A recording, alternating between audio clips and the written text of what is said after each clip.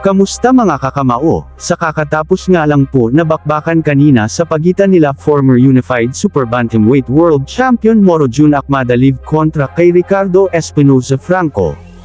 Tulad ng inaasahan ng lahat na madali nga lang pong matatalo ni Akhmadaliev itong si Franco ay nangyari nga po. Tinalo nga po ni Akhmadaliev si Franco via technical knockout sa round 3. Hindi po kinaya ni Franco ang lakas at bigat ng suntok ni Akhmadaliev. Dahil sa pagkapanalo ni Akhmadaliev, siya na ngayon ang mandatory challenger sa WBA belt sapagkat si Akhmadaliev na ang interim champion na mga kakamao at wala nang dahilan si Inoue para iwasan pa si Akhmadaliev. Dahil sa pagkapanalo ni Akhmadaliev dito ay umangat na ang kartada nito sa 13 wins, 10 dito ay nagmula sa knockouts at isang talo lamang, habang bumagsak naman ang kartada ni Franco sa 35 wins, 10 dito ay nagmula sa knockouts at may 5 talo na mga kakamao.